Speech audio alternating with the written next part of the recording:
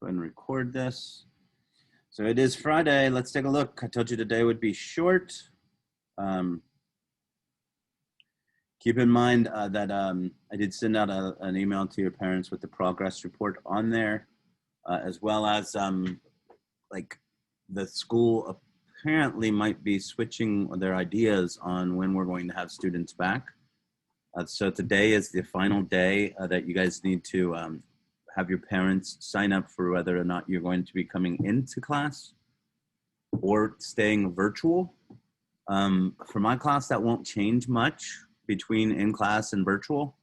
You'd basically bring your Chromebook into class and sit at a seat. I've distanced them. I wish we could do labs, but our lab stations are not built with a divider between them.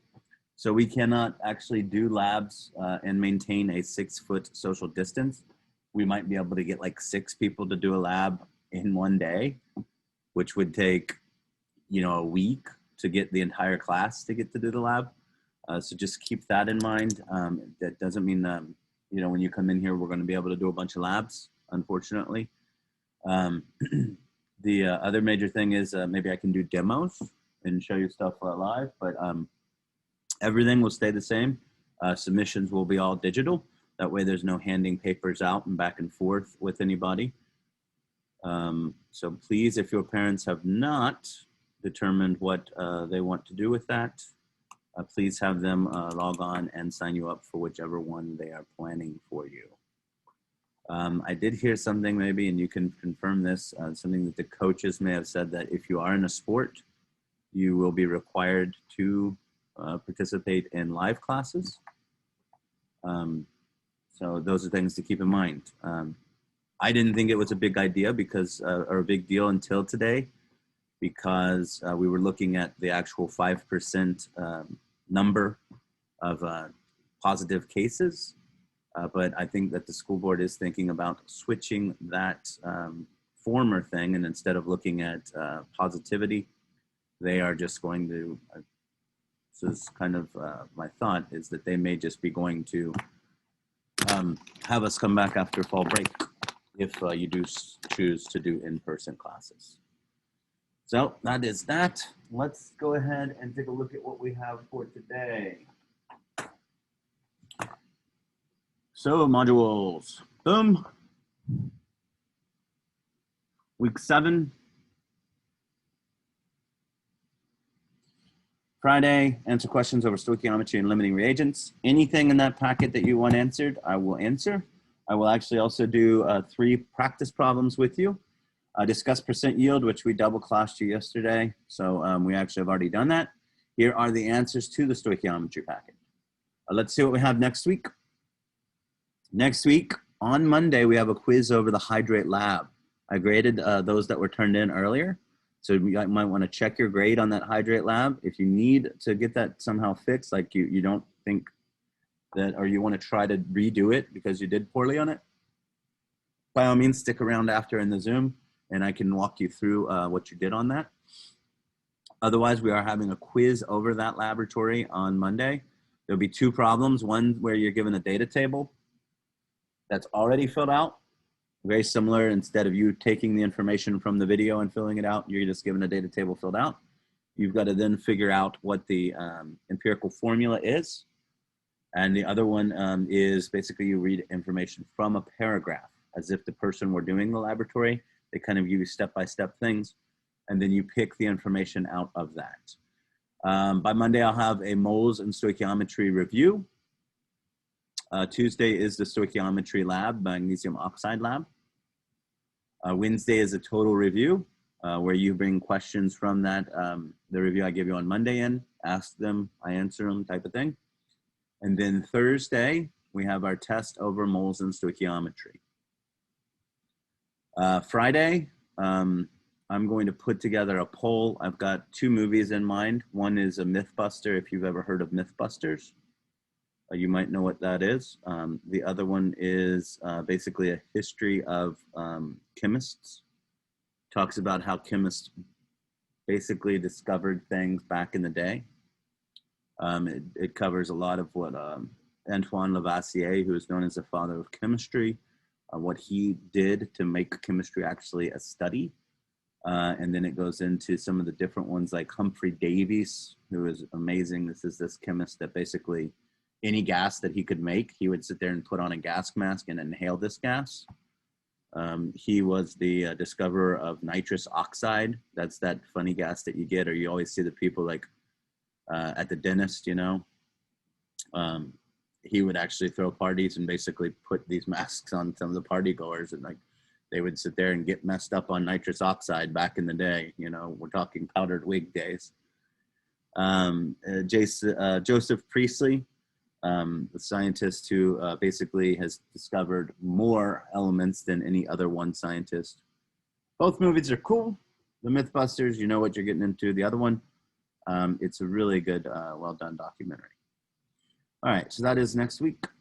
All right, let's take a look at then the sample problems, unless you have questions.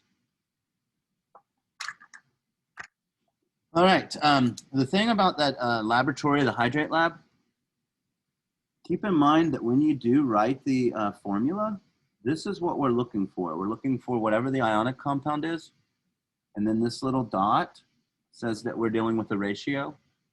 And for that particular ratio, it should have been a 1 to 5. 1 copper sulfate to 5 water. So that was the final answer we were looking for on that paper. And then tomorrow, you'll be giving me 2 different of these right here. Cool. All right, how many grams of aluminum oxide? So I'm looking for grams of aluminum oxide. And I have would contain 9.03 times 10 to the 21st atoms of aluminum. 9.03 times 10 to the 21st aluminum atoms. So we need to change this atoms to grams of aluminum oxide. What number do we use to change atoms to moles? Avogadro's number. Very good. Where does it go up, top or bottom? Top or bottom, top or bottom? Bottom, good.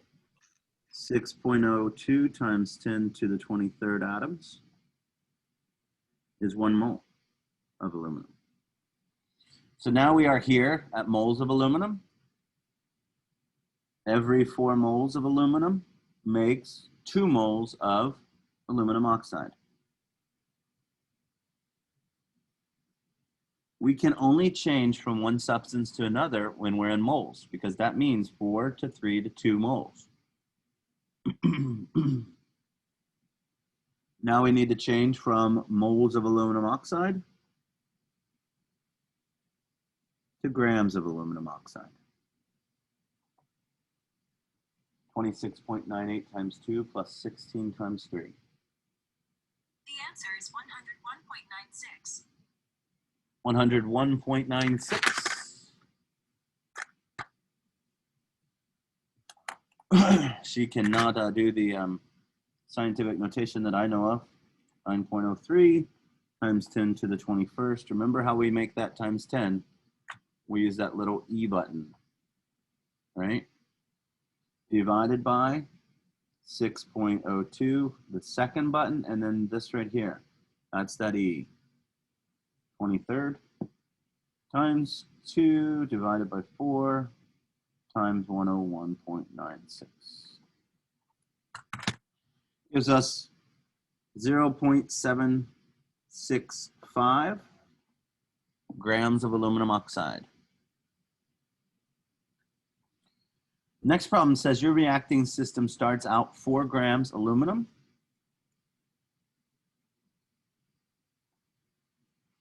and 3 grams oxygen.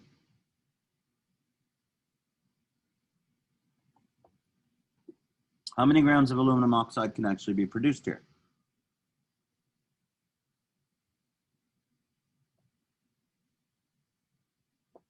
So we need to get rid of grams of aluminum and grams of oxygen. Every, 32 grams of oxygen is 1 mole of oxygen. And every 26.98 grams is 1 mole of aluminum. So for this top problem now, we are here.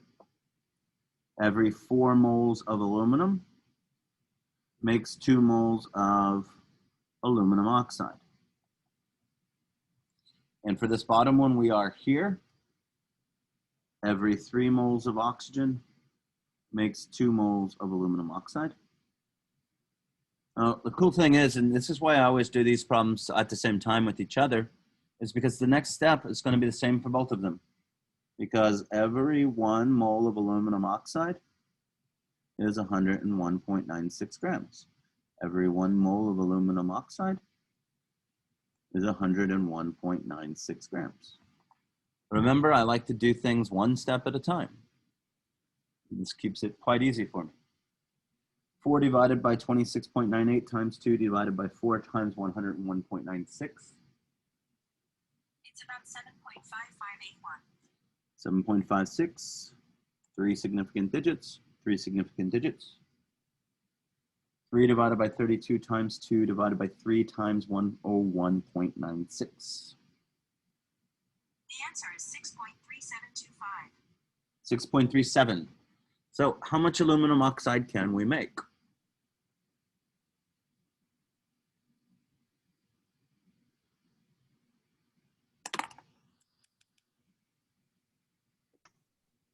Six. 6.37. Why? Because that's the limiting reagent. Right. We don't have enough oxygen to make more than 6.37 grams of aluminum oxide. We have enough aluminum, but we don't have enough oxygen. So the oxygen is our limiting reagent because we only have enough oxygen to make 6.37 grams. So this was figured out mathematically. That is what we call a theoretical. I'm not sure if I know how to spell it, but that's close probably. Theoretical. This is the theoretical value. This is what somebody actually got in the laboratory, virtually obviously, but yeah. This is the experimental or actual. And we take the experimental or actual divided by the theoretical and we multiply that by 100. So 2.55 grams of aluminum oxide was what somebody actually got in the laboratory. They should have gotten 6.37 with those given amounts. We times that by 100. 2.55 divided by 6.37 times 100. It's about 40.0313. They only had what we would call a 40.03% yield. That's not very good. Something must have gone bad in there. So they only got 40.03% yield. Questions here? Any questions over stoichiometry or anything else?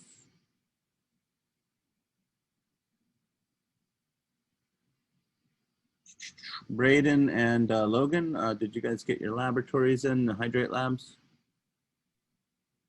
I'm still submitting it. Okay, cool. My bad. No worries. I forgot to. I need to after class. Okay, cool. Please get that in. And it looks like most of you guys are pretty good on it. If you're not happy with your grade on the hydrate lab, obviously stick around and I can pull it up and we can take a look at what you did poorly. And hopefully that will help you to successfully either resubmit it and do well on Monday's quiz. That's what I got, guys. Thank you. Have a great weekend. Please tell your parents to make sure they do make their choice. And I will see you Monday.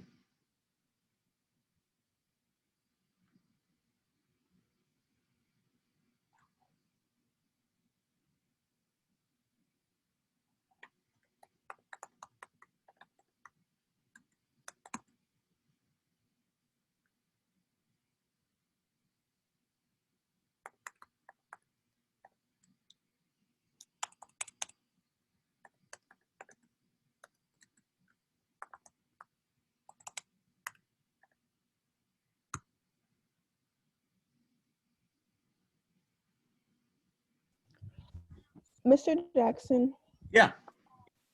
can we look at mine? Because I know you wrote something on there. I just couldn't read it, like what you wrote. Couldn't read my perfect handwriting. No.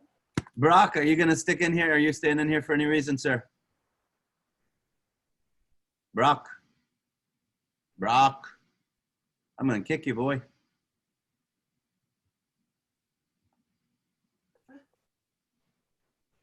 Cool, let's take a look.